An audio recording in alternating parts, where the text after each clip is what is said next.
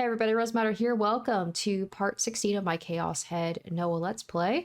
So last episode, Rimi came back after being away for a while, and I'm suspicious of her given what we saw of her before talking with Shogun apparently about erasing Takumi, but she just jumped right back into being kind of like that caring friend who's trying to like calm him down after the whole like issue with a new murder happening. And like seemingly being on my side, but like I don't know, I'm side-eyeing her a little bit. I don't know if I can trust her. I don't know if I can really trust anybody fully in this game.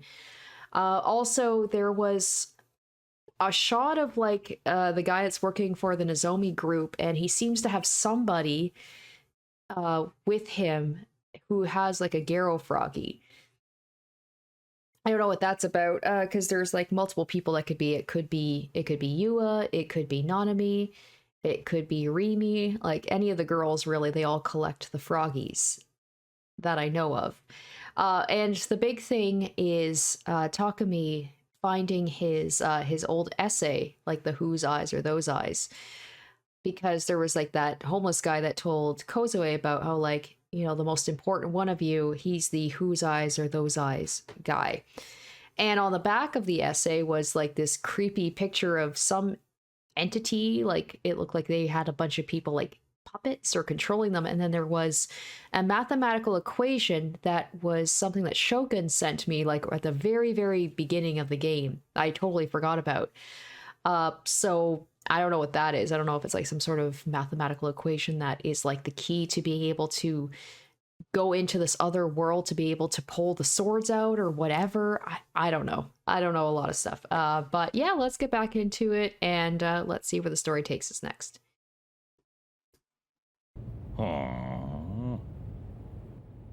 Within the Frisia reception room, or rather, the narrow space partitioned off by a few shelves being used as one, Bond sat deep in concentration, scanning through a number of files. Opposite to him sat Yua, huddled up and making herself small. She had been taking frequent glances at Bond in an attempt to read his expression. From an outsider's perspective, it appeared almost like a child showing their parent their report card. Bond was currently reading the report of everything Yua had investigated concerning the NewGen cases and Nishijo Takuma. Oh my gosh, wow, did I butcher his name there? It also included the chat log between Takumi and Shogun from the day prior to the crucifixion case. As a result of her findings, Yua had concluded that Takumi was undoubtedly the true culprits behind the NewGen cases. すごいわね。これ全部一人で調べたの？はい、一応。Yua hung her head apologetically in response to Momose's praise. She stared at the Garo froggy straps hanging from the bag below her feet. She was speaking with a detective and the boss of an investigation firm. In terms of investigating, they were as professional as one could get. Now the question's still with that Garo froggy that we saw in the last episode. Who was that? Who was that, I wonder? And when did that happen?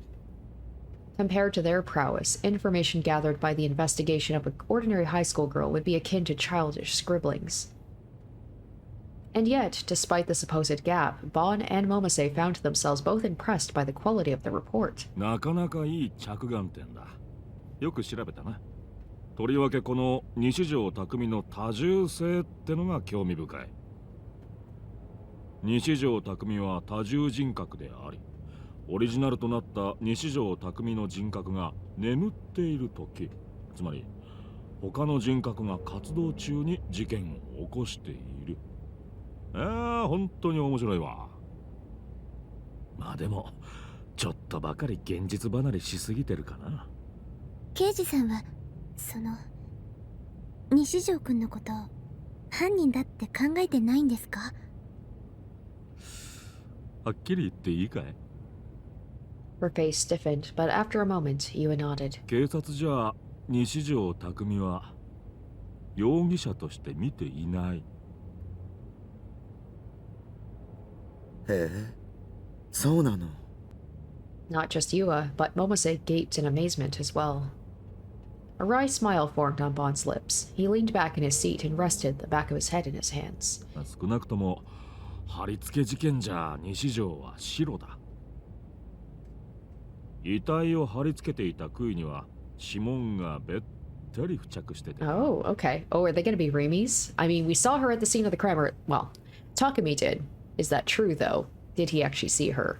西条の指紋を手に入れて照合してみたんだが、全く合致しなかった。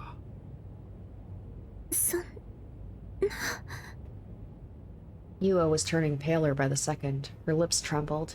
Now that everything she'd believed in had collapsed beneath her feet, feelings of guilt at the awful things she had said to Takumi encroached upon her heart. 杭にあった指紋から容疑者についてはほぼ固まってんだ。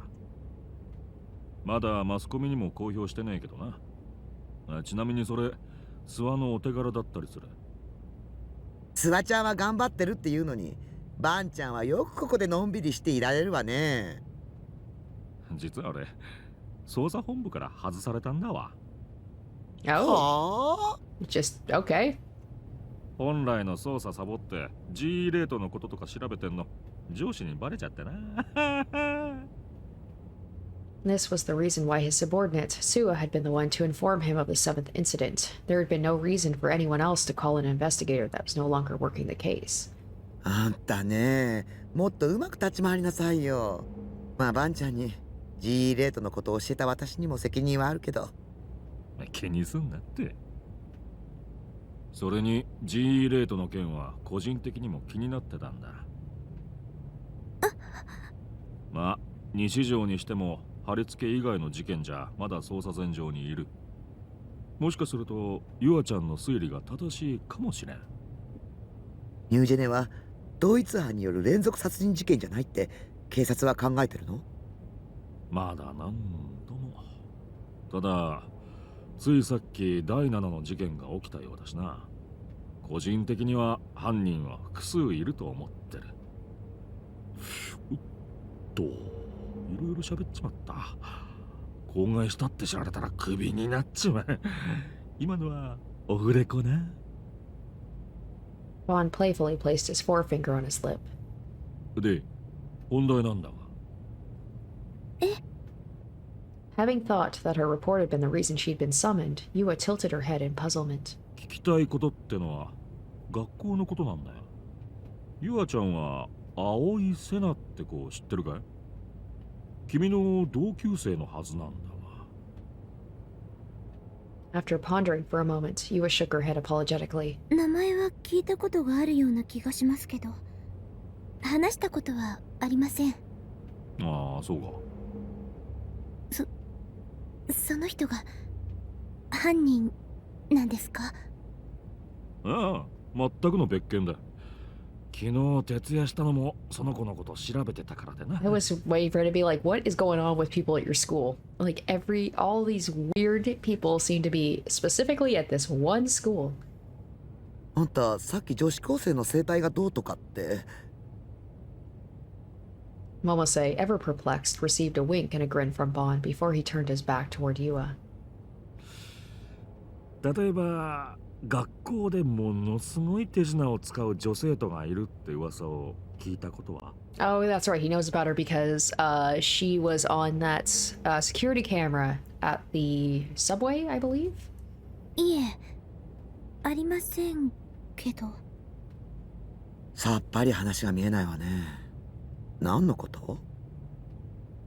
例えば何もない空間から剣を取り出すような手品とか。Yua's head snapped upward. Her expression was one of blatant astonishment. どうしてそれ？ Like, how do you know? So she knows about the swords as well? Despite being the one to ask the question, Bon also had a look of surprise on his face. 心当たりがあるのか？Yua hesitated, then after a moment nodded resolutely. どこで見た？駅の近くの地下道です。西条くんと岸本さんが。フェスだな。それで。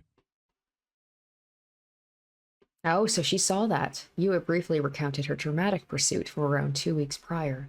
How she had gone to a manga cafe to meet Nishijo Takumi. How she had been a little forceful when talking to him, causing him to flee.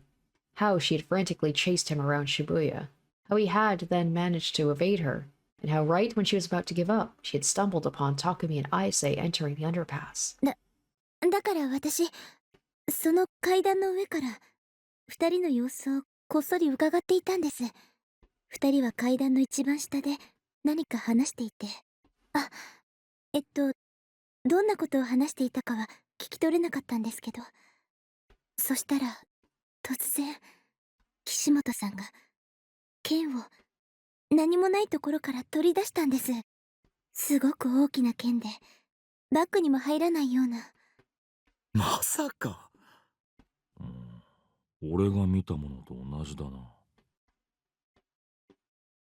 え？俺が見たのは岸本じゃなかったかな。さっき名前を出した青瀬名っていう少女だ。実は葵が剣を振り回してたっていう目撃証言が渋谷のあちこちから出てる。Okay, so people have seen her walking around with a sword, but nobody notices any, like, every time that Takumi says about how, like, he sees Sena, she's just standing around with the sword, but nobody pays any mind to it. It could just be a matter of people being like, not my circus, not my monkeys. Like, we are not going to antagonize the girl with the giant sword. We're going to pretend we don't see it. It's like when you see people just acting a little crazy around you, and you're like, you don't want to draw attention to yourself, so you just pretend you don't see it. その手品、渋谷の若い子たちの間で流行ってるのかしら。でも、私が見たあれは、手品にはとても見えませんでした。それに、他にも何か見たの？信じてもらえるかどうか、わからなくて、誰にも話したことはないんですけど、あの時、岸本さんは、剣を出しただけじゃなくて、Yua's words faltered as she slowly licked her lips. She looked lost on whether or not she should continue. Her eyes darted around the room. Is she going to be like she multiplied? But eventually she steeled her resolve and fixed her gaze upon Vaughn. 二人に、分身したんです。まるで、本当にその場に二人いるみたいでした。私、わけがわからなくて。And one of them was just in underwear. I don't know if only Takumi would see that because, like, he imagined it, or if everyone could see that.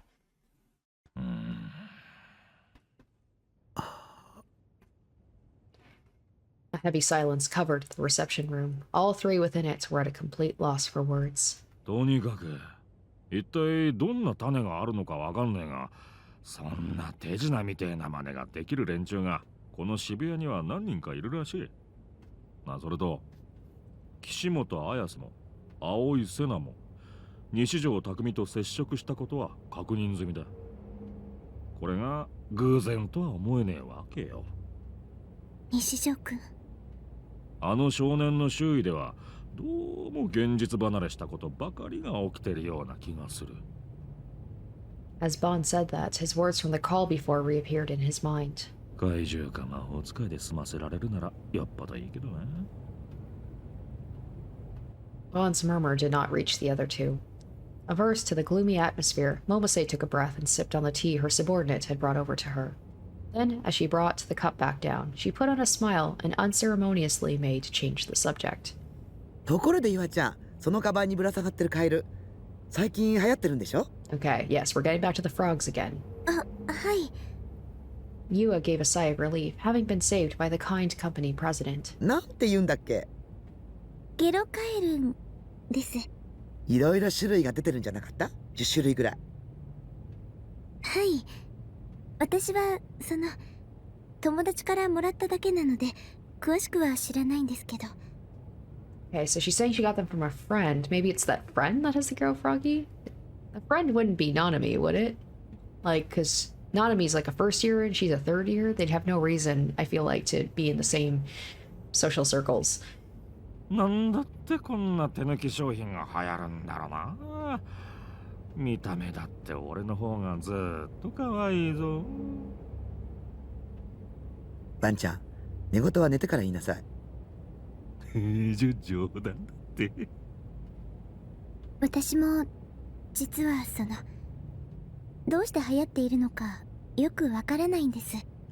What if the Gero Froggies were just something that the Nozomi group, like, that's another thing that they manipulated, was just like, we're gonna make these random frogs just super popular, and no one's gonna understand why, but people just can't help themselves. あら、結構可愛いと思うけどね。ももちゃんの見る目も衰えたな。世論は私の方が正しいって証明してるじゃない。バンちゃんも買いに行った方がいいわよ。一体どこへ行けば買えるものなんだ？ゲロカエルの専門ショップがあちこちにあって。What if, like, people who had the Gero Froggies, they just got, like, manipulated by some sort of shadow group? What if the Gero Froggies were behind everything in this game? 専門ショップだ？そこで金曜日に行列に並べば買えると思います。金曜日？毎週金曜日に新しいデザインのものが発売になるんです。好きな子はコンプリートとか言って全部集めてるみたいで。Again, the way she's talking about it, like, it's just very Pokemon, and I mean, I remember in the 90s when Pokemon just kind of came out of nowhere and everybody just lost their minds. So, except Pokemon are way cuter than little random frogs. While Yua was in the midst of speaking, Bon had turned to Momose while scratching the stubble on his chin. 金曜か。 Is there something with the Gero Froggies? Friday. Do the murders always happen on a Friday? Something happening on a Friday? 流行るとは思えないものが流行ってる。Okay, he is. He's bringing this up. He's like, it's all connected somehow. G レートは毎週末にOkay. Oh my gosh, I never thought the frogs would actually have something to do with this. まさかバンちゃん。当たってみる価値はあるかもな。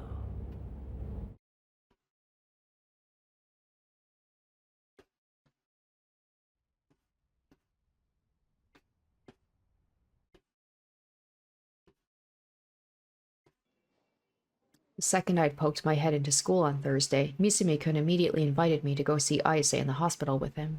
Given that the idea hadn't crossed my mind, it had caught me off guard. But before I'd even been able to respond, Rimi said she wanted to come too for whatever reason, and I ended up being swept along with her as a result. Now, let me be clear, I had a heart and all, but considering the menace known as Shogun was drawing closer and closer to me, I didn't think this was exactly the time to show it. I didn't want to die. Coming in through the front entrance, Misumi-kun looked around the lobby in confusion. どうしたの？いや、岸本の病室ってどこなんだろうなって思ってよ。Had he seriously come this far without knowing that? This guy was beyond belief sometimes. ここは外来棟だよ。病棟は隣。そうなのか。大臣、しっかりしてよ。Plus, are they gonna let some random people go see her? They said they were having issues with, like, random fans coming, so I bet there's probably a lot of security surrounded her. AH Tokyo General Hospital. It was the hospital I'd gone to ever since I was a kid. I'd even come here just the other day, so I was pretty knowledgeable on where everything was. Dr. Takashina's face flashed across my mind, and I involuntarily groaned to myself. As we walked to the hospital ward, Misumi-kun turned to me. で、病棟の何号室だと思う？そんなのわかんないよ。This was a general hospital, so there were obviously a ton of different wards and departments. If I had to guess... 多分外科じゃないかな。でももしかすると精神科かも。There hadn't been any visible injuries on Ayase after she'd fallen, and considering she'd attempted suicide, her mind had likely been brought to the brink, so her being in the psychiatric ward seemed very possible. Even I'd been taken to the psych ward after the uproar at O-Front. タクって物知りだな。常識でしょ、常識。ね、タク。I don't think it's necessarily common sense. I might not have known if I hadn't come here so many times in the past. Right as we were entering the hospital ward, Rimi ground to a halt. 私、お手洗い行ってくる。先に行ってて。With a wave of her hand, Rimi quickly headed back toward the outpatient ward. Thinking that wandering around the ward would cause problems for the patients, we decided to ask for help at the nurse's station. And just like I'd predicted, they told us she was on the floor for psychiatric patients. Is that a thing? I haven't seen a hospital in a long time, but do they just give that information out freely? I feel like, especially for someone like her who's like famous, they should probably keep that information protected.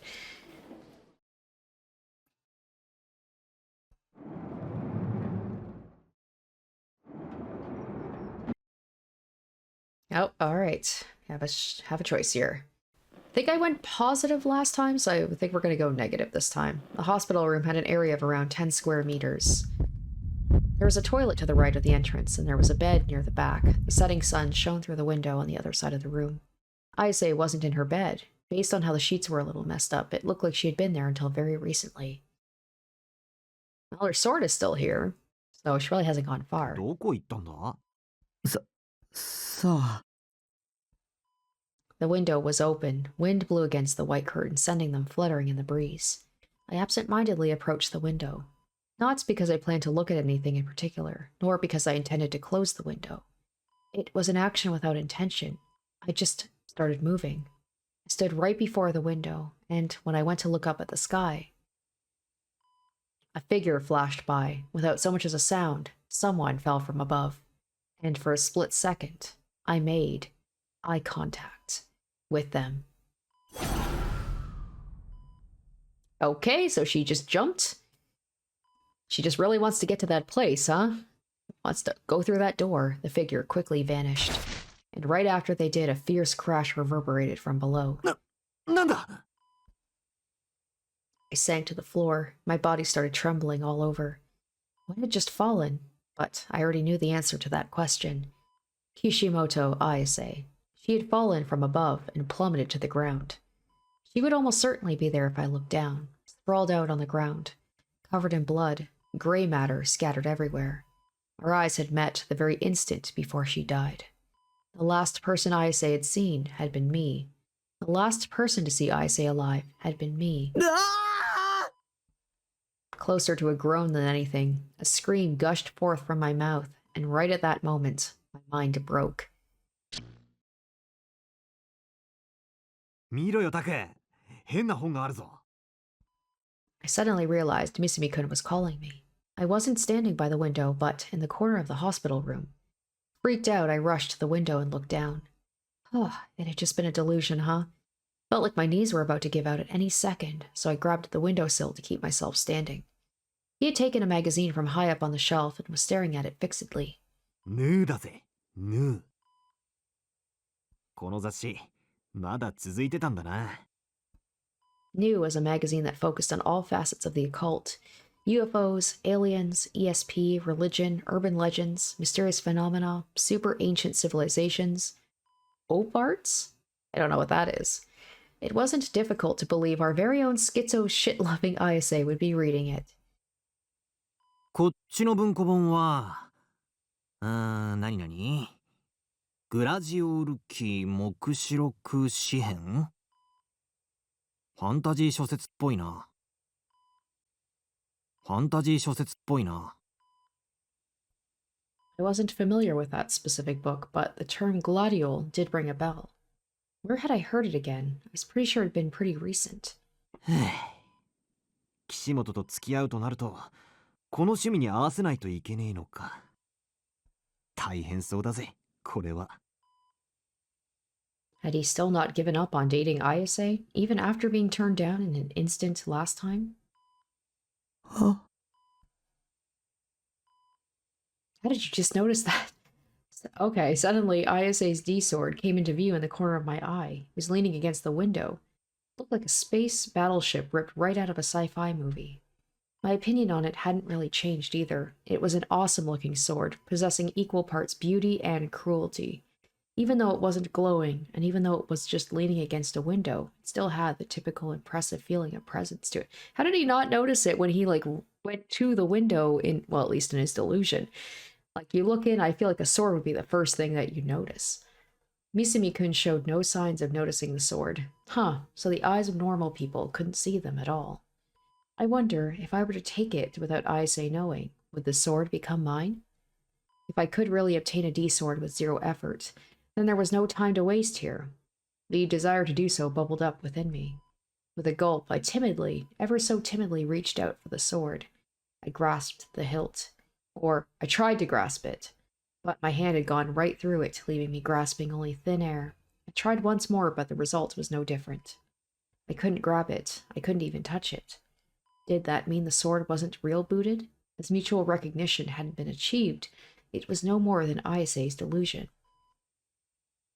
An illusion, a dream, an after-image. 何やってんだお前。Misumi-kun looked at me in confusion.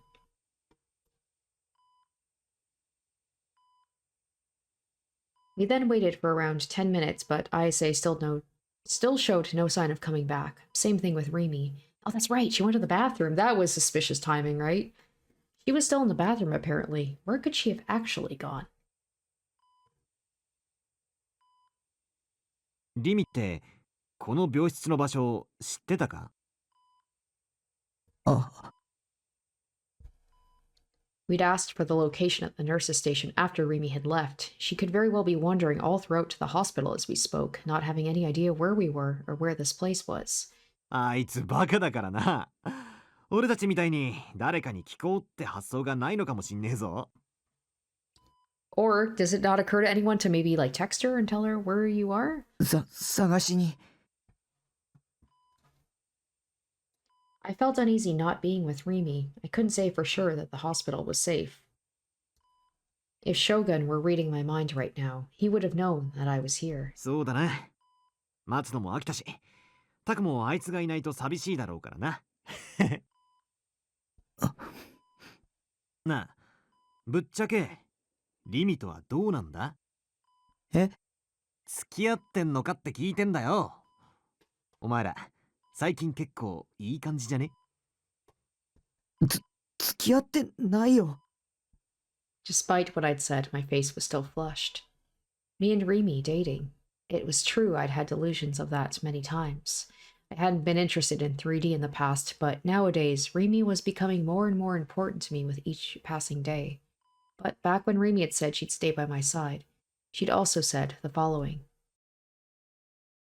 そんなの友達だからに決まってるでしょ。 In other words, she only saw me as a friend.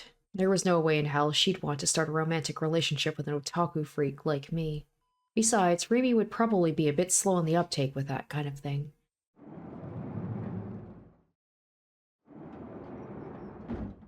I split ways with Misumi-kun and went to look for Rimi or Ayase. Why is this a world where it's like, despite the fact that cell phones are used somewhat frequently, it's like the characters forget they have cell phones. They could just be like, hey, we're in room such and such, come meet us there.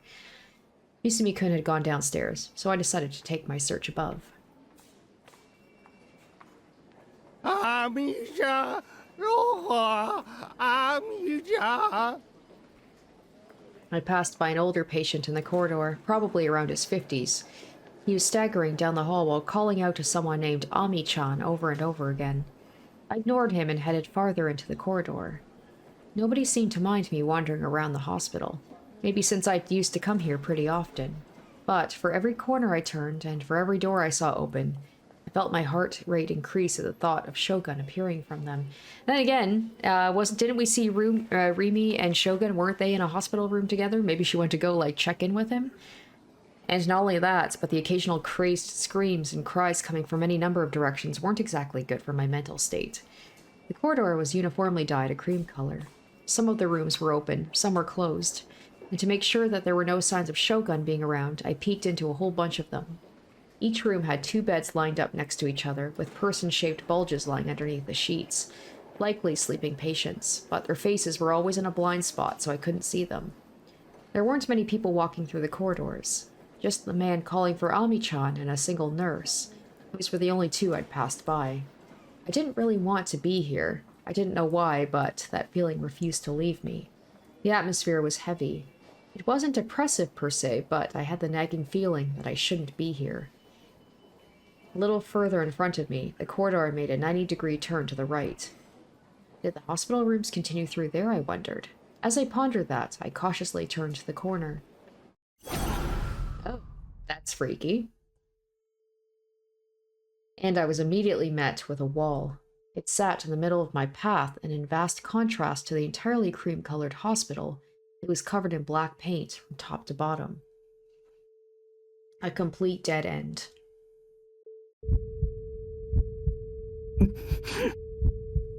For some reason, I didn't know, my pulse quickened. I couldn't move even a single step from where I stood.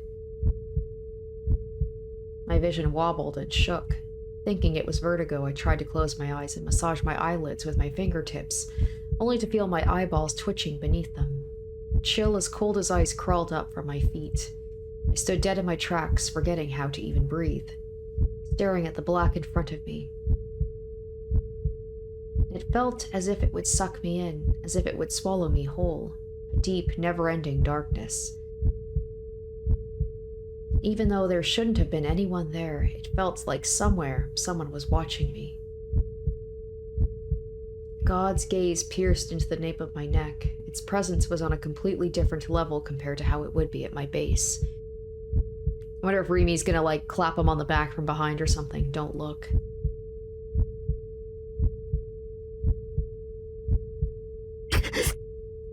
Mustering all my mental strength, I managed to close my eyes. I finally was able to breathe again, and I stepped back while gasping for breath. With my head facing down toward the ground, I fled through the corridor. I sped back to the floor with Ayase's room, gasping and wheezing all the way. I touched the nape of my neck and felt sticky sweat oozing from it. But the sweat wasn't just coming from there. My entire body was drenched in it. What the hell was going on? Was Shogun reading my mind? The presence of God's gaze wouldn't go away. My wheezing and shivering refused to calm down. Exhaustion had devoured my motivation in an instant. I wanted to go home. I wanted to have Rimi take care of me as we locked ourselves in my base. It wasn't like me visiting Ayase would make her happy. If anything, it would probably do the complete opposite. I was an idiot for coming along with Misumi-kun. The guy clearly had an agenda, and it was at complete odds with me. I had no reason to be here. I should just go home. Before either Shogun or Yua appeared. They always appeared whenever I least expected it. I bet they'd pin down where I was with ease. No matter where I was, I needed to be prepared. Tracing the wall with my hand, I staggered my way back to Ayase's hospital room. Had Misumi-kun gotten back yet? Hoping he'd found Rimi, I dragged my legs forward. 山井さんがまたアミーちゃんっていう名前を呼んでたんですよ。 I heard the voice of a nurse coming from ahead. Looking up, I saw two of them were walking in my direction. One was young and the other was a well-built, middle-aged 一 lady. 体誰のことを探してるのか。それこの病院に伝わる階段よ。誰も知らない幻の病室があって、そこにアミーちゃんが入院してるらしいわ。もう何年も前からある噂。I looked back down and waited for the two to pass by. I held my breath to hide my ragged breathing. I could easily tell they were giving me suspicious looks, but they still ignored me all the same. After the two nurses passed me, I continued my endeavor and arrived at the nurses' station. I must have missed Ayase's room as it should have been a bit before. Clicking my tongue, I wiped the sweat off my forehead. It still felt like I was being watched. The depths of my chest throbbed with pain. My ears were ringing too. It felt absolutely terrible. My body was a total wreck. I hadn't felt anything like this at all when I'd first got here. What the hell had happened to me and my body? With the pain overwhelming me and becoming too much to bear, I went to ask for help from the nurses at the nurses' station. And there she is. Of course she's there. But there was only one nurse there. She didn't seem to have noticed me. Her back was turned to me and she was mumbling something while deeply absorbed in whatever she was working on. In her hand was a clipboard. She was writing something on the form stuck to it. May the divine light save us. Okay. That's creepy. I knew this girl was sus.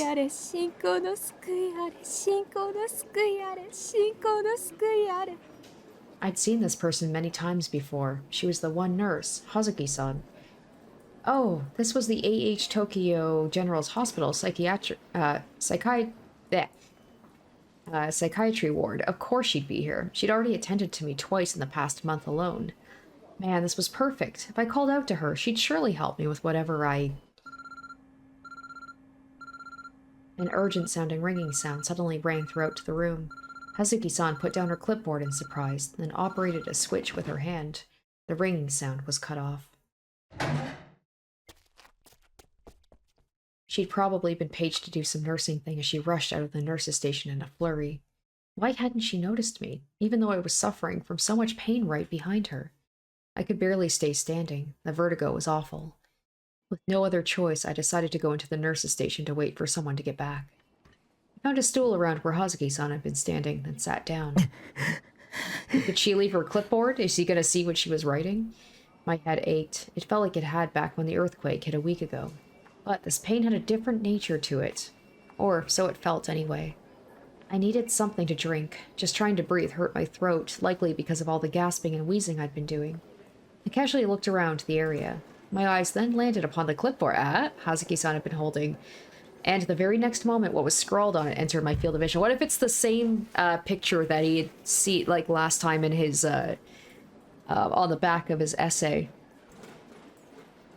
Okay. It's a guy with a bunch of stuff stabbed into him. Like the crucifixion. Whenever I'd gone in for a checkup, Hazuki-san had always been writing something on that clipboard of hers, all while having the same gentle smile on her face. I thought she'd been writing down the prescriptions she planned on giving me, my temperature, things like that. Hey, who hasn't done, like, weird doodles when they're supposed to be doing something serious, right? That was why what was drawn there was beyond my comprehension.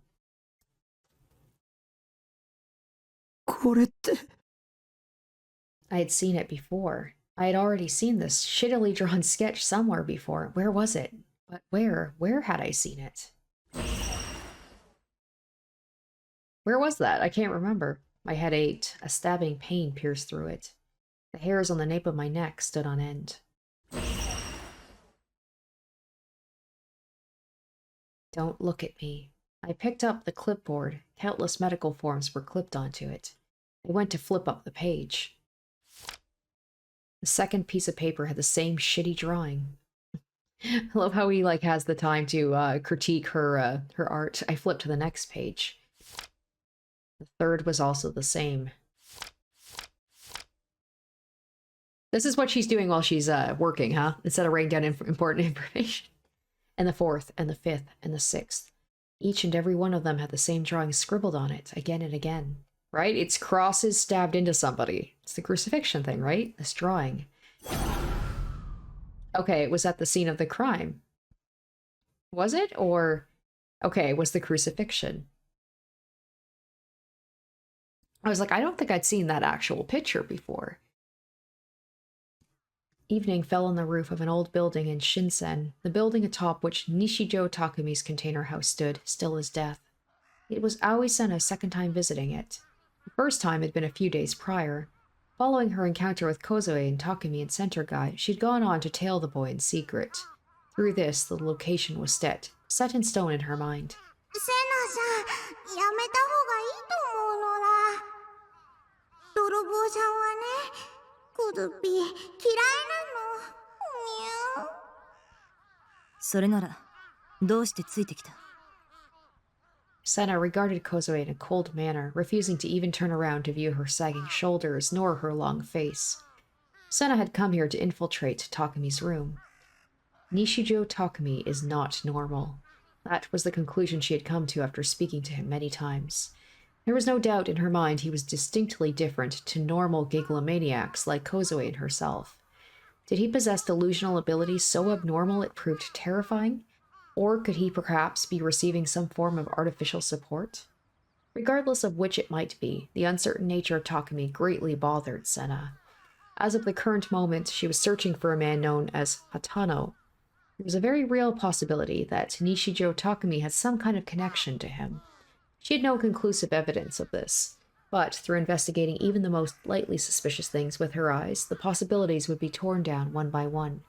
And with such methodology, she'd find her target with absolute certainty. That was Sena's creed. The door had a padlock attached to it. With a slight scoff, she swung down her D-sword that she had preemptively rebooted. The padlock was effortlessly smashed to pieces. Great, now he's gonna be like... He's gonna be like, Shogun broke in here. Sena had already confirmed Takumi had been heading from school toward the station with two of his friends. However, even if he were to find out, it would make no difference to her. When it came to attaining her goal, Sena had no qualms with others coming to detest her, or even being reported to the police.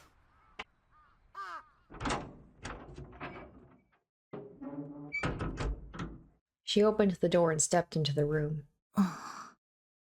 Sena could only grimace at the disastrous cesspool of a room, the endless pile of trash forced a groan from her mouth. なんで楽しそうなんだ小杖。靴は脱いだ方がいいのかな Yeah, I would not take my shoes off in there. With a sigh, Sena ventured deeper into the room, shoes still adorning her feet. お人形さんいっぱいなのら。Oh, I wonder if she's gonna, like, go to pick one up and then drop one and break it. たくみさんって変態さんだったんだ。すごいな。 Paying no heed to Kozue, who seemed oddly impressed, Sena stood before the PC. She turned the power on without hesitation and scoured the desk with her eyes as she waited. Furrowing her brow, she picked up a sheet of paper that had been left on the desk, an essay.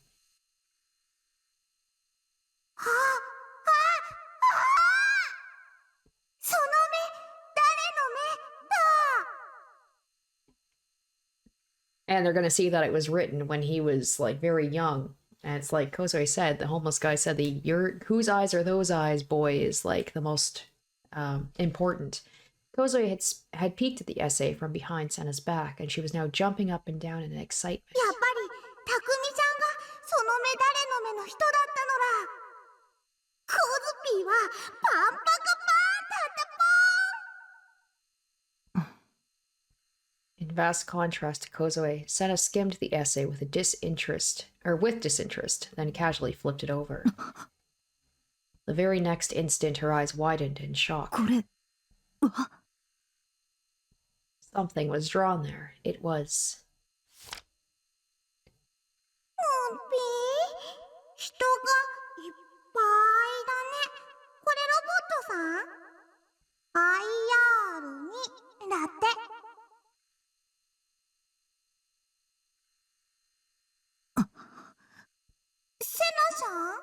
I wonder if, like, IR2, if, like, that equation, maybe it's something to do with, like, the equation of, like, another, you know, it's like in, like, physics or whatever. So, and then you have things, maybe astronomy. I don't know my math, clearly. But maybe it's something to do with, like, another universe, another world, like, a parts of the world that, like, we can't get to, and that's, like, maybe some sort of mathematical equation to, like, calculate it, or something to do with whatever this other world is where they can, like, get their delusions to manifest. The sound of gritting teeth escaped from Sena's lips. Her expression was far more grim than usual, and the hand holding the essay trembled with anger. そうか。西条が IR2 を生み出した。 Her voice forcibly stiffened. She crushed the sheet of paper in her fist.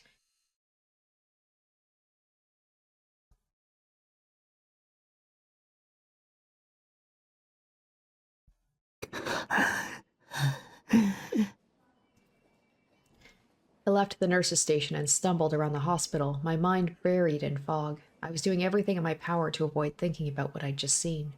Before I knew it, I found myself standing at the landing of the staircase with Misumi-kun gazing outside by the window. どうしたタク？汗びっしょりじゃねえか。顔色も悪いし。あ、顔色悪いのはいつもか。もしかして走って探してたのか？そりゃバテもするぜ。無茶するね、お前って。I wiped my sweat away and tried desperately to feign composure. リミと岸本、見つけたぜ。Despite what he'd said, I couldn't see either of them. Then, for some odd reason, he pointed outside the window. あそこだ。Once I caught my breath, I approached the window. I could see the outpatient ward from it. The outpatient and hospital wards were separate buildings, accessible through a corridor connecting them. They weren't all that far apart, though. The hospital ward had many floors, and the landing I was on looked slightly down on the roof of the outpatient ward. On the roof, shrubbery sporting red flowers formed a makeshift garden, and it seemed to be a place where patients went to relax. In the center of the garden, I could see Rimi and Ayase.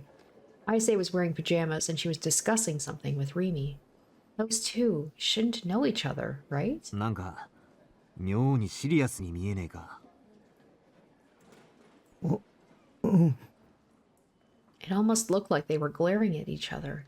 Suddenly, Ayase closed in on Rimi. Oh, and slapped her right across the cheek. Even from where I was standing, I could tell she hadn't held back one bit. Ayase then walked away from Rimi. She was heading in the direction of the passageway, so she was probably going back to her hospital room. Maybe Rimi said something about, like, Takumi? I don't know, she was saying before about how, like, they had to erase him or something. I don't think she would come right out and say that to Ayase. Like, I don't know what their relationship is. 今ビンタしたよな。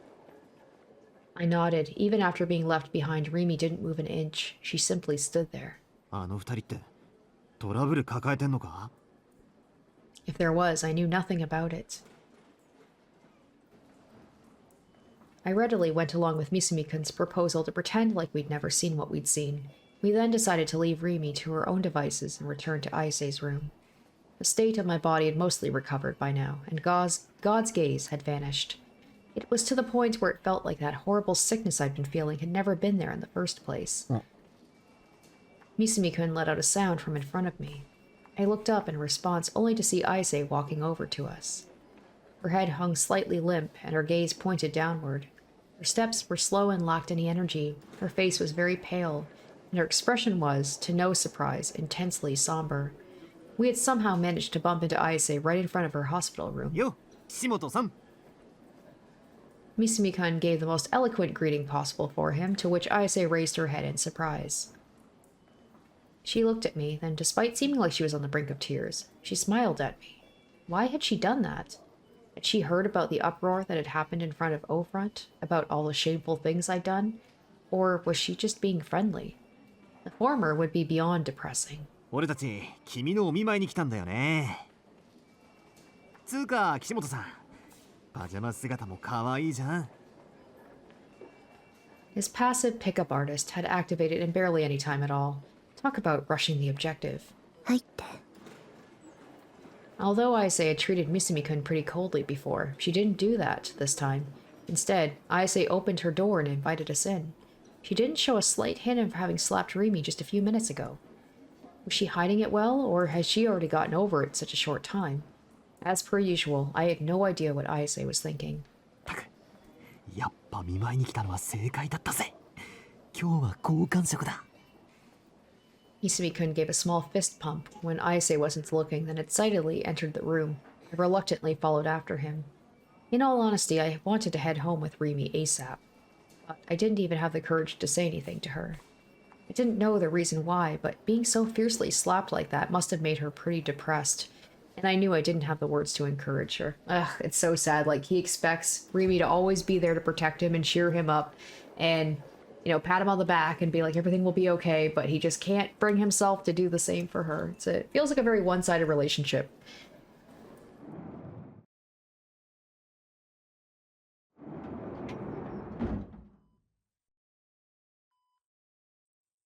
Ayase sat down on the bed, and Misumi-kun very casually sat beside her.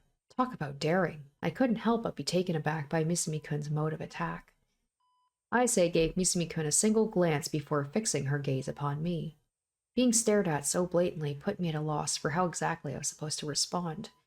I didn't know what kind of expression to make, so I just ended up looking down at the floor. 怪我どう？もうだいぶ良くなってるみたいだけど。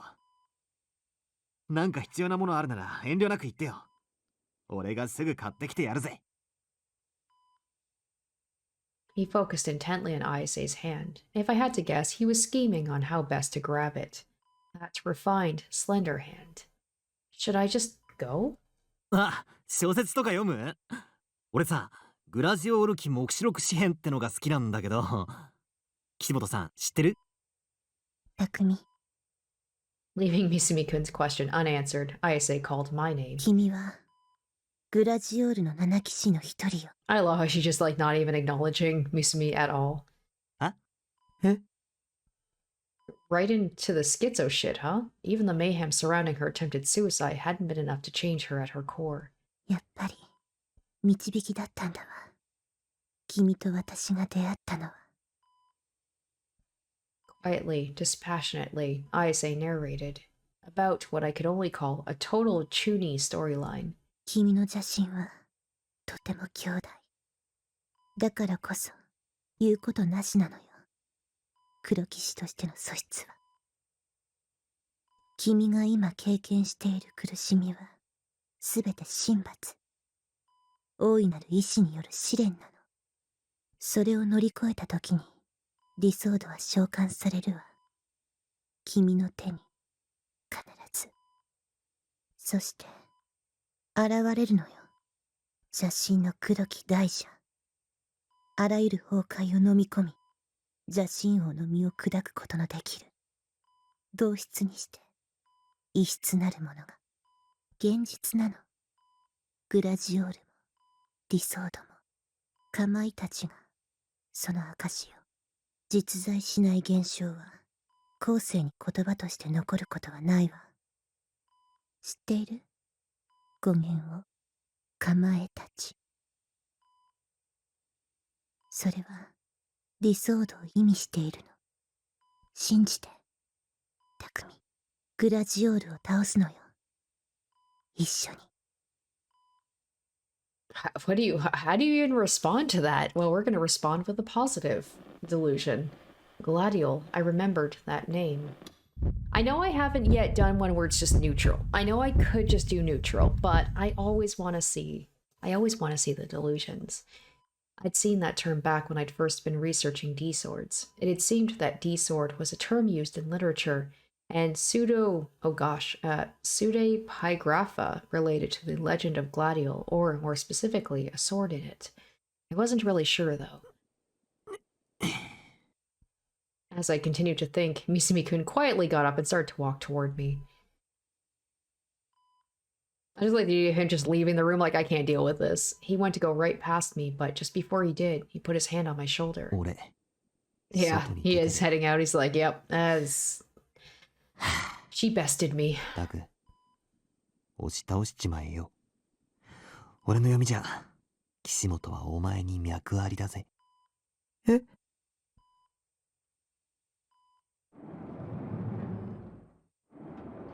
Flashing me a mischievous smile, he left the room, and of course that meant the only ones left in the room were me and Ayase.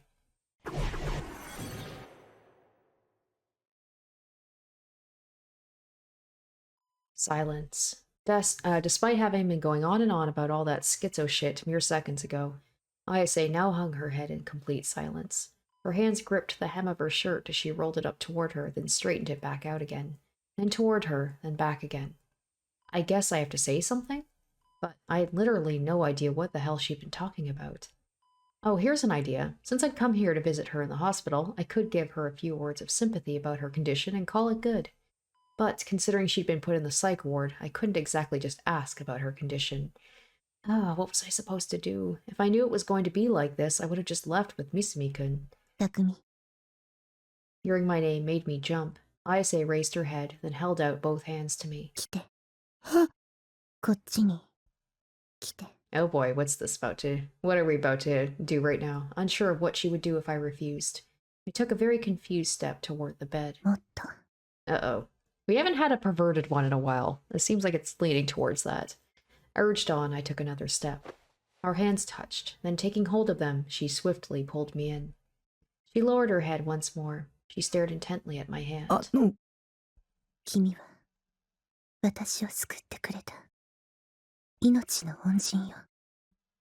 That wasn't true at all. I just saved her by chance, nothing more. Not to mention I didn't even know whether I'd actually created the flower bed in the first place. ありがとう。 Ayase's voice was shaky. Was she crying?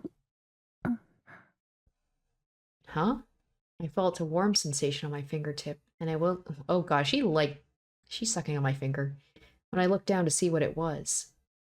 Oh boy, you okay? Alright. For some reason I couldn't comprehend, my index finger was inside Ayase's mouth. ちょ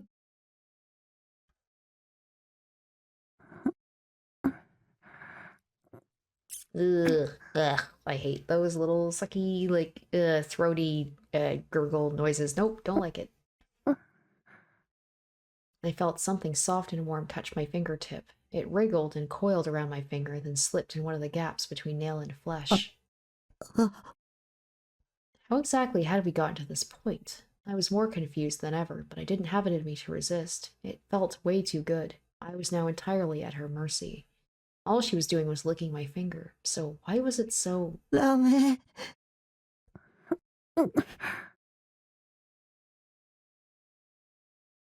The pleasure suddenly switched to sharp pain. Ayase had bit my finger hard. いってあだだだやめちょ It felt like she was biting right through to the bone. That was how painful it was. And this is the positive one, huh? I frantically tore my hand away and eventually managed to free it from Ayase's mouth.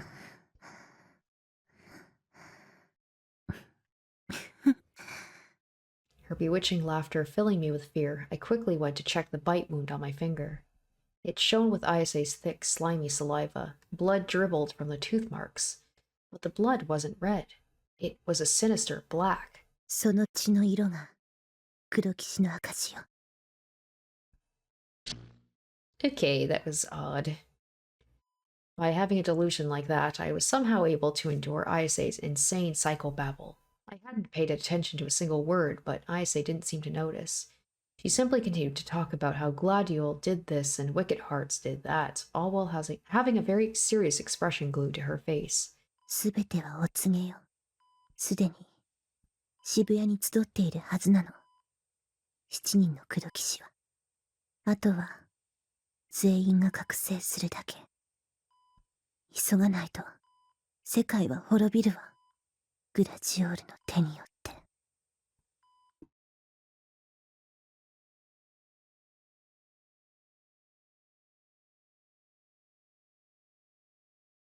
With both our shoulders drooping toward the ground, Misumi-kun and I descended to the first floor of the hospital ward. 俺、もう岸本のことはどうでもよくなった。 That's what you do if you don't want a guy hitting on you, I guess, is you just weird them out so much that they just don't see it as worth the effort. これまでの俺のポリシーはな、タク。可愛ければ何でも許してやるだった。けどそりゃ間違ってたよ。あんな強烈な電波、俺には受け止めらんねえよ。素直に梢ちゃんだけ狙うことにするぜ。Haha. Oh, sir, she's just a little bit more subtly insane. Not sure if that made things any better. I mean, Misumi-kun had an actual girlfriend he was dating. お前、マジですごいな。岸本のあの脳みそお花畑の話、よく30分近くも聞いてられるよ。俺尊敬したぜ。俺は3分も持たなかった。この俺がだぞ。 Don't ask me. Barely listening to Misumi-kun, I focused on my surroundings as I walked. And then I found a dazed girl standing in front of the outpatient lobby, Rimi. From a side view, I couldn't see even a trace of her usual energy. She seemed deep in thought as she gazed up at the lingering sunset, her hair fluttering in the chilly breeze. おーい、リミ。 Rimi quickly turned after Misumi-kun spoke, her face brimming with surprise, then gave us a big wave. やっと見つかった。 The sight of her smile filled me with relief. I instinctively ran up to her. Of course, I couldn't exactly bring myself to hug her or anything like that, so that was as far as it went. タク、感動の再会だね。また会えて嬉しい。どこほっつき歩いてたんだ？病室、どこかわからなくて、あちこちさまよっちゃった。ひどいよ。置いてくなんて。 Once again, people's cell phones. No one thought to contact the other person, of course. Rimi made a show of pretending to cry. お前が先に行けって言ったんだろ。そうだったね。で、岸本さんには会えた？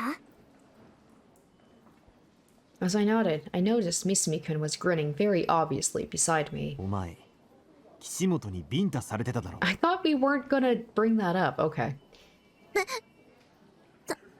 さて、何のことでしょう。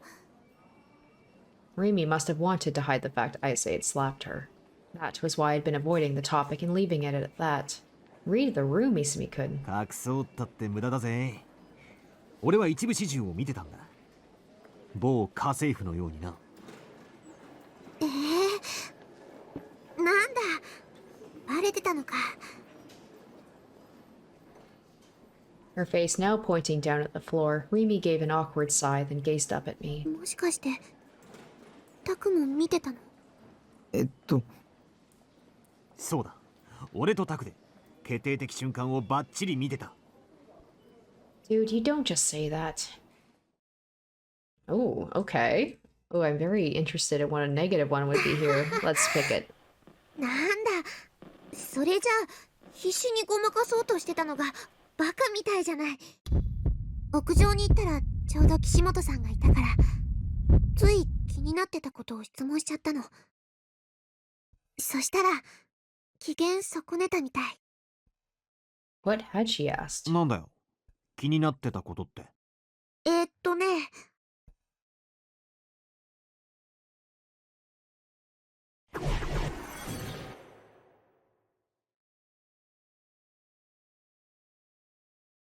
あなたはもうずっとこの病院に入院してたんでしょって。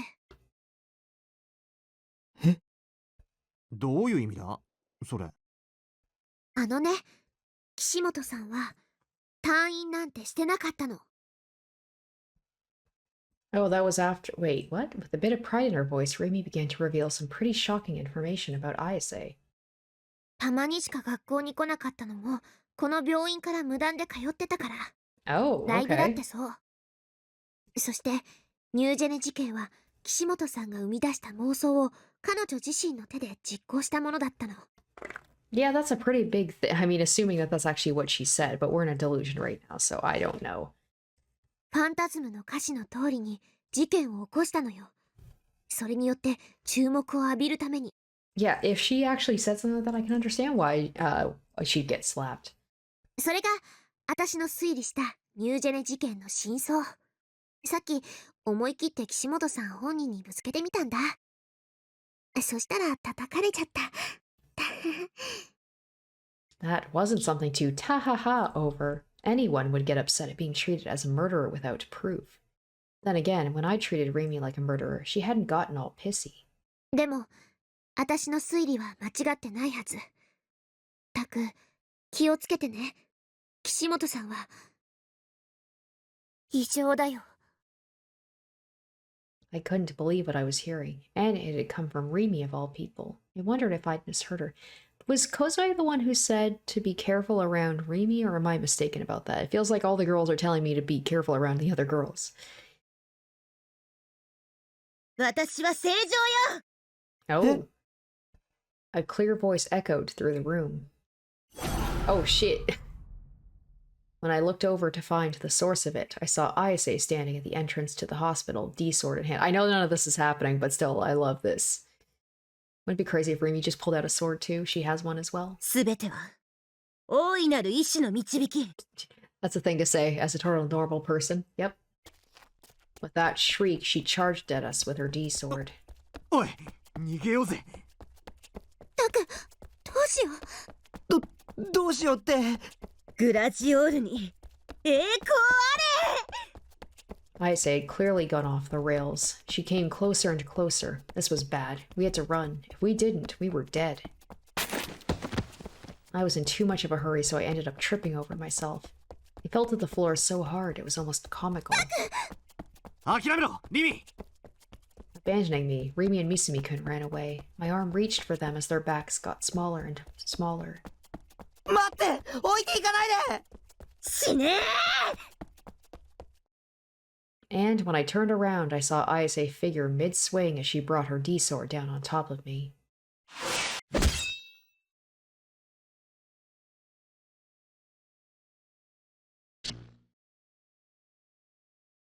おーい、タク。何ぼーっとしてんだ。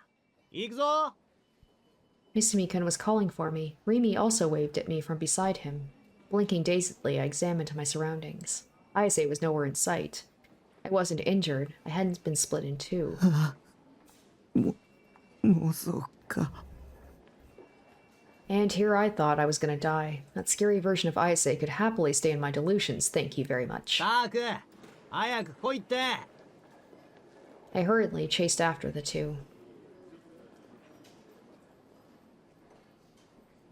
The three of us walking shoulder to shoulder, we made our way through the outpatient lobby.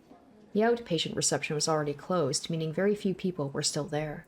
However, a large TV screen at the end of the lobby was still surrounded by around 10 or so people. Oh boy, what's happening now? 何かな？ また It's not another 新しい NewGen murder, ニュージェ is ンで it? も起きたんじゃね？ Maybe something about another... Oh, we would have felt an earthquake. My body stiffened at what Misumi-kun had so casually said, but immediately after that, Rimi nonchalantly grasped my hand. Thanks to the warmth of her hand, my fear stopped there. The tension in my mind felt like it was melting away. Rimi was my sole support. She gave me peace of mind. Rimi would stay by my side.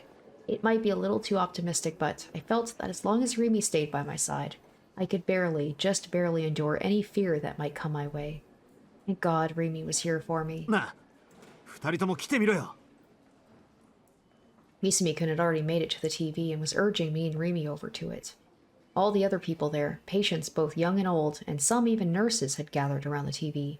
Their eyes were glued to the screen. What the hell was going on? 行ってみよう。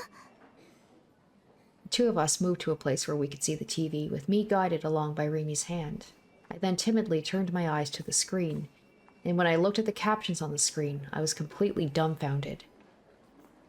What is it? What is it? Oh, NewGen culprit arrested. Yeah, it's not actually that. It's not them. It was a news report announcing the arrest of the NewGen culprit. They're probably going to have somebody in custody, but then the murders are still going to keep happening or something, right? 繰り返しお伝えします。今日午後3時半ごろ、警視庁渋谷署はいわゆるニュージェネレーションの凶 Okay, 器と so 呼ばれる there's Sua. 渋谷で Sua's 発生した there. 一連の殺人事件のうち、 I wonder if it's the homeless guy that I think is Takumi. 9月29日に起きた通称貼り付け殺人事件の容疑者を逮捕しました。 Okay, so it's specifically the crucifixion case. 殺人容疑で逮捕されたのは無職狛枝慎吾容疑者 Omaida Shingo. Never 25 heard of 歳 that です。 name. 容疑については先ほど渋谷署で行われた記者会見の通り、今のところ太田久さん殺害についてのみで、他の事件に関する容疑は今後追及していく構えです。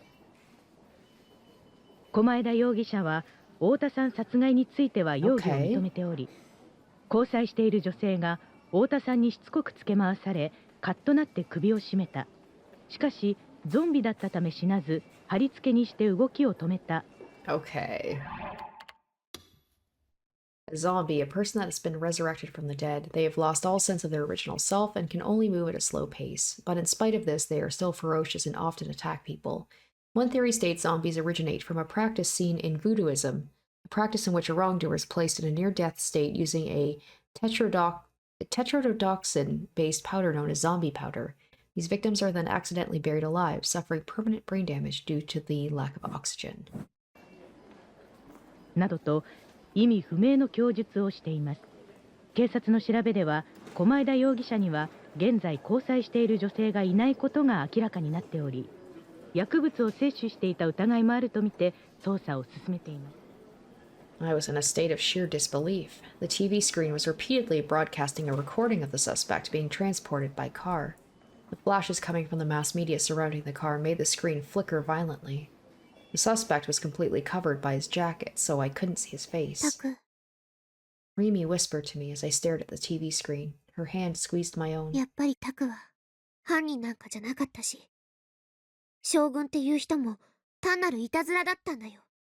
楠木さんだって間違った推理をしてただけ。ね、これで何もかも解決。もう見えない影なんかに怯えることないんだよ。 She was right. Since the culprit behind the crucifixion had been arrested, that automatically meant it couldn't have been me. I hadn't been sleepwalking, nor did I have multiple personalities. This proved I was completely normal. So, Bond said himself, right? Like, we have a possible suspect for just the crucifixion murder, but none of the other ones. And at the same time, it had disproved I'd seen Rimi covered in blood at the scene. It wasn't real. It had to be a delusion I'd come up with. It was over. The nightmare that had been tormenting me without end for almost a month was finally over. Being afraid of shadows, being afraid of God's gaze, trying desperately to get a D-sword. None of those things were necessary anymore. What if this was actually the ending of like the whole thing was just, it was all a delusion. It just turned out to be someone else that we've never even heard of as a serial killer, and everything's fine. I just go back to my normal life. But even so, why? Why was there this feeling of unease deep within my chest? Because we still have 2 more chapters to go at least. And also we have like 7 other endings to get. It's not over. Shogun being a prank and the person behind it was just stalking me for shits and giggles. It just didn't feel realistic. But maybe I was only thinking like that because I'd pretty much forgotten all normal logic and reasoning over the last month. My phone vibrated in my pocket. It was on vibrate, but phones still weren't allowed in the hospital. Is it gonna play You May Pass again? Or is it gonna be Shogun? I let go of Rimi, exited through the front entrance, then pulled out my phone. Hi. Oh?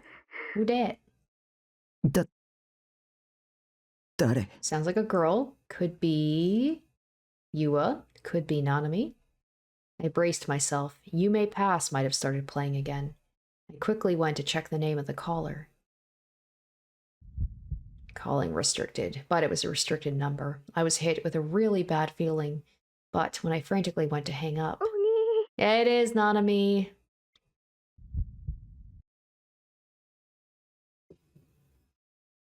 The horribly pained voice that had come through the phone was unmistakably Nanami's.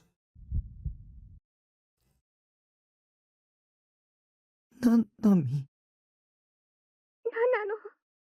Give me back my right hand. What?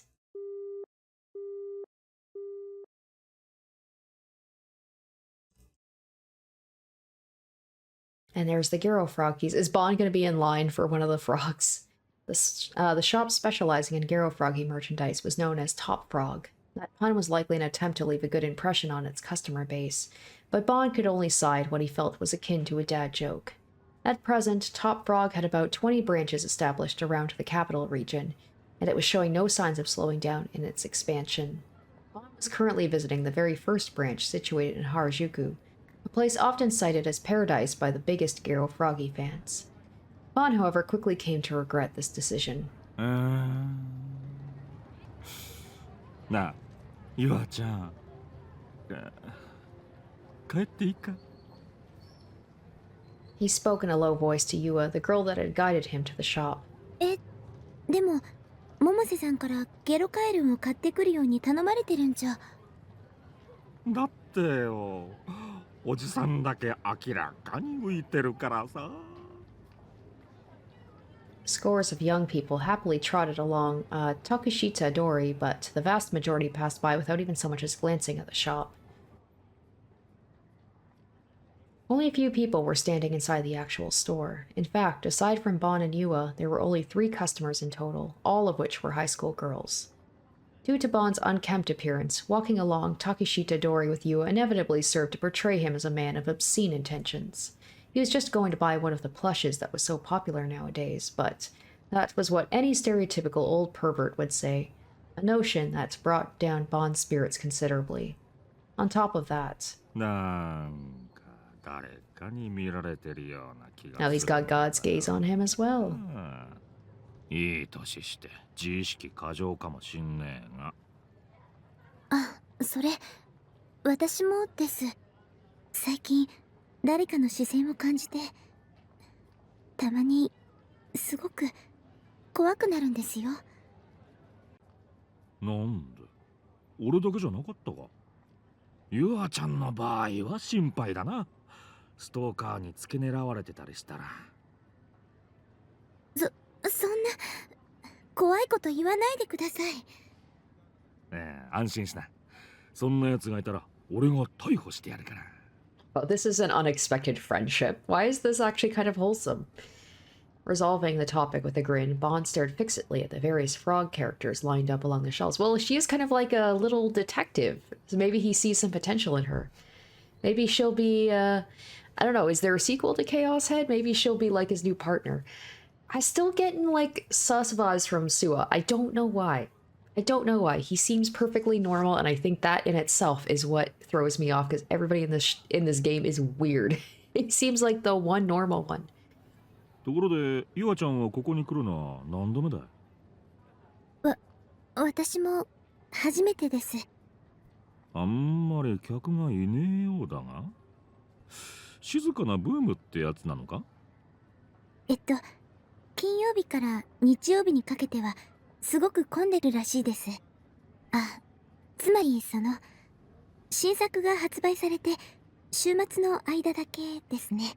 特に金曜日はものすごく並ぶらしくて、学生のために18時に販売開始なんですけど、噂だとその行列だけで竹下通りが埋め尽くされるとか。週末だけねえ。ますます怪しいな。Bond went to pick up 2 of the Teary Garo froggies that had released last week, then headed to the register. Maybe it'd be hilarious if this was all like a complete red herring and like the froggies had nothing to do with any of the other stuff going on. They're just really popular for no reason. Yua, not buying anything herself, followed behind him. Ayase!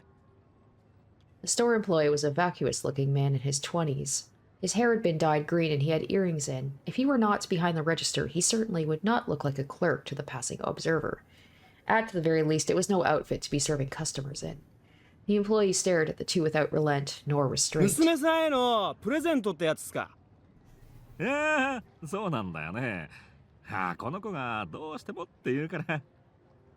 まあ、たまには父親らしいことしてやらんとね。Bond forced a smile as he looked ingratiatingly at the younger shop clerk. Yua's gaze fell to the floor as her face turned to one of shock. Nonetheless, she did not break the father-daughter charade. それより、このカエルに興味あるんだけど、ちょっと話聞かせてもらっていいかな？ゲコカエルンってそんなに人気あるの？っていうか、ゲロカエルんすよ。バンバン人気あってやばいっす。ああ、ゲプカエルンね。いつも週末に新作が出るんでしょ。ゲロカエルんだって言ってんじゃんマジ。っていうか新作とかそういう言い方マジやめてよ。新ガエルだから。金土日と超並んでバンバン売れるんでマジやばいっすよ。マジでバンバン売れるっすから。バンバンっすよマジで。Yua's brow narrowed in response to the young man. Bonkers seemed to be a favorite word of the shop clerk, and something felt odd to her about it. Why is he emphasizing part of it so much, she wondered. It likely was not intentional, but it almost felt, as if the young clerk was saying Bond's name in some capacity. Oh, bonkers. Like, I know who you are? メイドインチャイナってラベルに書いてあるだけなんだけど、メーカーとかわかる？は？メーカー？つうかゲロカエルにブランドとかねえし。ゲロカエルンはゲロカエルンじゃね？それで完結してね？おっさんマジウケんだけど。教えとくと、ゲロカエルンって作ってんじゃねえから。マジバンバン生まれてっから。This dude has drank the Kool-Aid hard. Unsurprisingly, the conversation was getting to be too much for Bond, leaving him on the verge of rupture. In order to prevent this, he swiftly ended the conversation, handed over the money, and left the store with Yua in tow. 店員の教育がなってねえな。今時の若い連中ときたらもうろくに会話もできやしねえ。大体なんだあの格好はもう。そうですね。あ。Yua came to an abrupt halt. She grabbed Bond's suit cuff and pulled him to a stop as well. 見てください、バンさん。どうした？ Yua was pointing in the direction of a white 2-ton truck. It was pulled over on the side of the road, and a number of cardboard boxes were being unloaded from the cargo bed. Or are they like gonna tail the truck to be like, where did they come from? The boxes were carried one after the other into the back of the Garo Froggy shop. おお、明日発売になるゲジカエルンの新作か。ゲロカエルンです。ゆあちゃん、よく見つけたな。偉いぞ。I think he does see potential in her. Usually, the cargo bed of a truck would have a company name or logo emblazoned on it somewhere, but the one before Bon and Yua was completely blank. However, the cardboard boxes being carried inside had something resembling a company name written beside a few Garo Froggy illustrations. NewGen 会社新興。聞いたことあるかい？ありません。となれば困った時のももちゃんだろうな。 Faithworks makes me think it's like some sort of religious thing, like the religion of Garo Froggies. I mean, that clerk certainly sounded like a convert a little bit.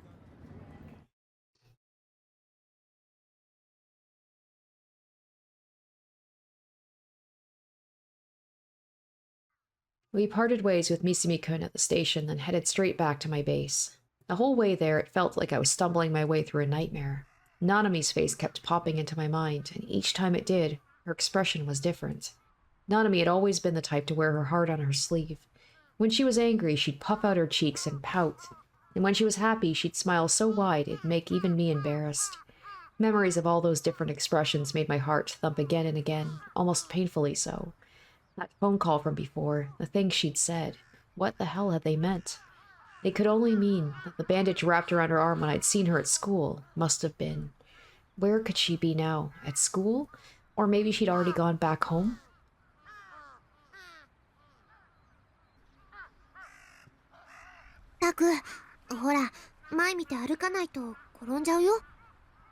Supported by Rimi, the two of us came out onto the roof.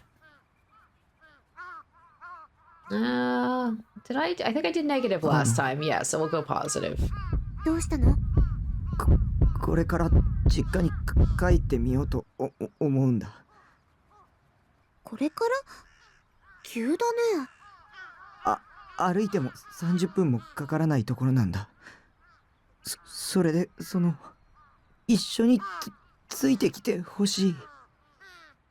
As I made the request, I was so nervous my heart felt like it burst out of my chest. I was even somewhat surprised that the words had managed to come out of my mouth at all. Asking someone for something. It was something I'd never been able to do before now.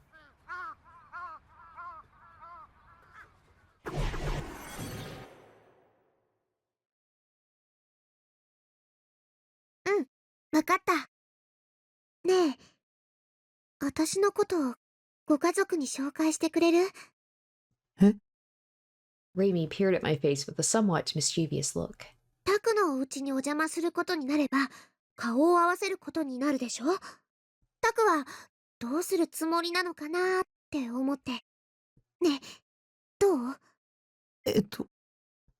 ？Wasn't that an event that only came after you started dating? Rimi and I weren't a couple, at least for now anyway. Hang on, what had I just said? For now? Was I seriously thinking we had a chance at ending up together? Yes, Rimi was really nice to me, but at the end of the day I was an otaku freak. There was no getting away from that. No chance in hell was it ever happening. No point in even hoping for it to. Quit being such a conceited loser, Takumi. タク、教えてってば。How was I supposed to answer that? Telling Rimi I'd introduce her would be expecting way too much. But saying I wouldn't introduce her would probably hurt her. もう、じれったいな。こうなったら、はっきり言わせてもらっちゃおうかな。紹介して。はい。Caught off guard by her, I nodded in spite of myself, but Rimi seemed perfectly satisfied with my answer. 計算通り。Wait, that's Nanami. A familiar face reached my ears. Surprised, I turned to where the voice had come from, only to find Nanami hiding in the shadow of the container house, smiling. Nanami! Why was Nanami here? And that happy smile on her face, it was worlds away from what she'd been like over the phone. Almost like she was a completely different person. Bewildered, my mind went completely blank, and yet, despite my confusion, Nanami trotted over to me with a spring in her step. Aww. Cute. I know this is just an illusion, but still adorable. And gave Rimi a high five. But why? She was acting almost like they knew each other. I'd never heard anything about the two of them being friends. お兄、びっくりした？実は、全部ナナとリミさんの作戦だったんだよ。作戦？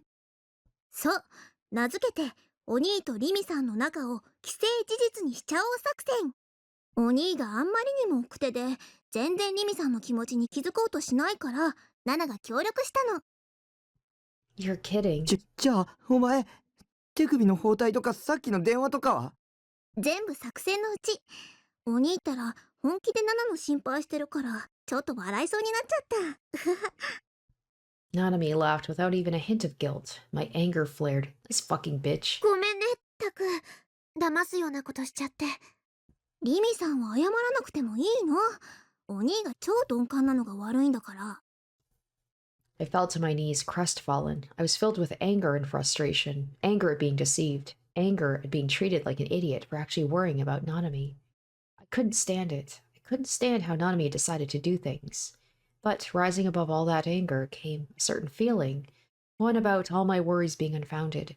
One about Nanami being safe. Not only safe, but more lively than ever. My feelings of ease and relief toward those things were far stronger than any anger I could have had, and the suffocating threads of tension coiled around my body were cut away in an instant. I understand that it happens to me a lot, like when I'm the type of person that I tend to assume the worst case scenario about things. So, like, I make up scenarios in my head, and when it turns out that it's not true, especially like if it's a situation where a person's like not answering a phone call, I assume something's happened to them and then they're fine, they just didn't pick up for whatever reason. It's anger at first that like they made me worried, but then just the relief, I get it. And this is that times like 100. タク、大丈夫？お兄、落ち込んでないで。ほら、だって。これからお父さんとお母さんにリミさんを紹介しに行かなくちゃいけないんだから。3人で一緒に帰ろう。I couldn't believe how much of a brat my sister was, making a fool of me, her own brother, time and time again. Although sulking somewhat, I reluctantly rose to my feet. Rimi and Nanami both smiled joyfully, then grabbed one of my hands each. Pulled along by them, I set off. I had a hunch that things would get pretty fun from now on. Like a peaceful, bright future was ahead of me. And no. Suddenly, a high-pitched sound pierced my ears, one that sounded almost like a woman's scream. It brought me back to my senses and forced me to realize Nanami showing up, her strategy. They were all just a convenient delusion for me. That sounded like a sword. Or an earthquake. A strong gust of wind swept over the rooftop. The air trembled. My vision was overwhelmed by a blinding sheet of deep crimson. With no idea what had just happened, I turned my face to the light. And when I looked on top of the container house, there she stood. Oh shit. Oh god, she's gonna come at me. She's gonna be like, you were the creator of that, whatever that mathematical equation was that apparently is nothing good. Aoi Sena, D-sword in hand. The source of the light was her D-sword, glimmering against the sky. But something was strange. When I'd seen it before, Sena's D-sword had emitted a blue glow. The sound vanished. The wind stopped. 答える。 Her voice was sharp, her glare cold. Her eyes glistened with unmistakable animosity. これを書いたのはお前か？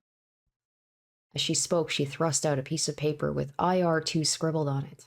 My essay. For some reason, it was all scrunched up. Why did Sena have that? Why was Sena here?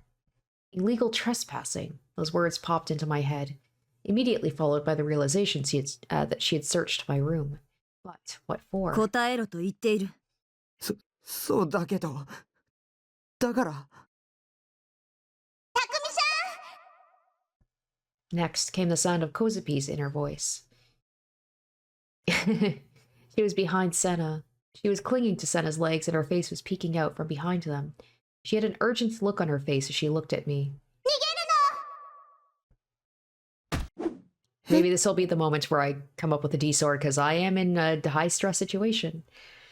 Right as Kozupi screamed, Sena leapt from the roof. She held the sword high and...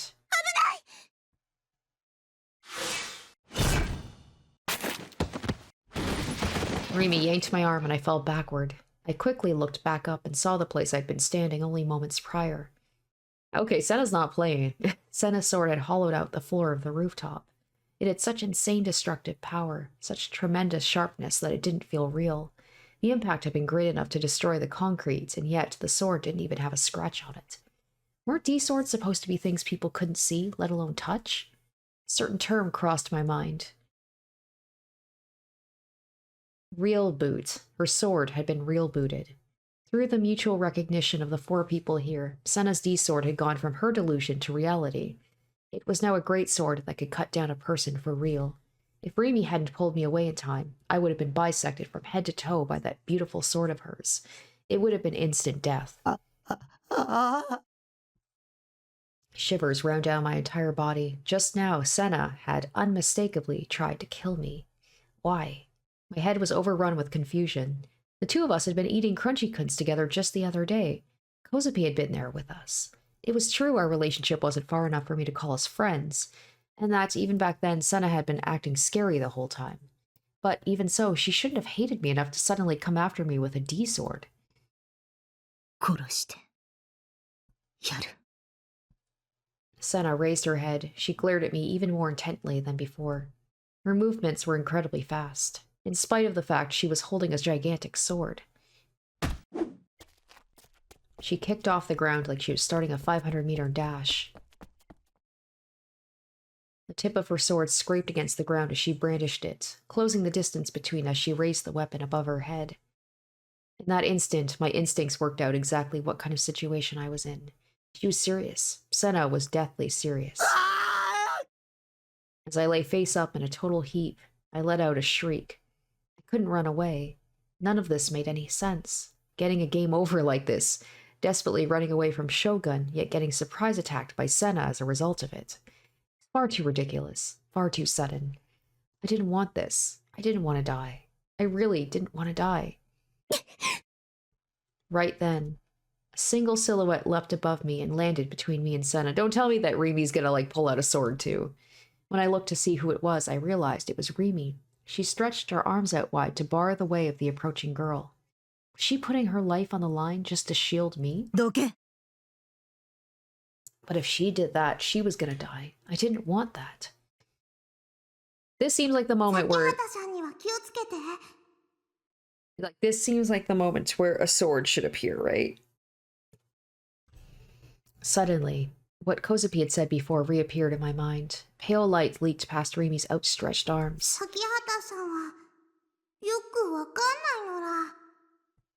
Rimi. Oh, she's gonna have a sword. She's gonna have a sword, isn't she?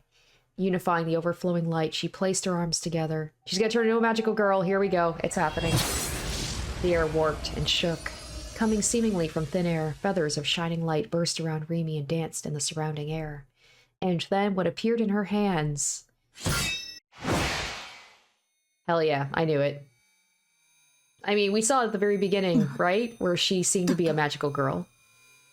Effortlessly blocked the fierce downward swing of Sena's gigantic sword.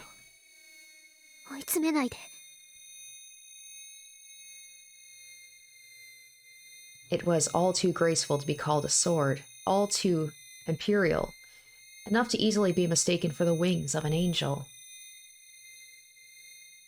Then I realized a certain fact, that she, Sakihata Rimi, was a gigalomaniac.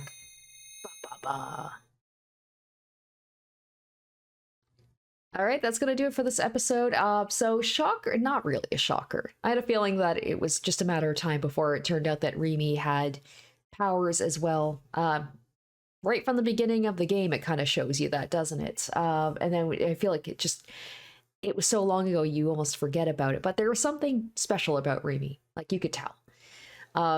So yeah, she is a gigalomaniac as well. She does seem to want to protect me, despite before saying that she wanted to erase me. I don't know if she wants me around for a specific purpose. She seems conflicted. Maybe she wants to erase me for my own reasons. There's something about that IR2. Maybe I created it into the world and it's causing all sorts of problems. something obviously upset Sena. And then there's the whole thing with the Garo froggies. Like, how does that play into the overarching, like what does that have to do with anything? Is it like pacifying the teenagers, the young people of Shibuya? Like some sort of almost like a cult of Garo froggies. They obviously have something to do with this. It could just be a big red herring that the game is just like making you think that there's something about them. But they put so much emphasis on the Garo froggies that there has to be something to them. And there's still the question of like, who was that person's Garo froggy with the guy from Nozomi? I'm guessing it's Nanami's. I think, I don't know, just a whole lot of questions. But we are what, chapter 10 now? I feel like we're almost, or sorry, what chapter are we on? I think there's 10 chapters. I think we're on chapter 8. So at least there shouldn't be that much left of this specific route. And I imagine it's going to be similar to like Steins Gate, where it gives you like a basic understanding of what's going on, but you need to play through all of the other routes to like really understand what's happening. And that's what I'm excited for, is to find out what the hell is happening in this game. But yeah, I had a whole bunch happen in this episode. So yeah, I'm super hyped. Looks like we're going to get a battle between Sena and Aoi. Sena and Rimi next episode. So I'm hyped for that. I hope you guys are too. Thank you so much for watching, and stay tuned for the next episode next week. Until then, bye. Special shoutouts to my top tier patrons: Revealing Storm, Lynn's VA, Kenju Storm, and iCognito.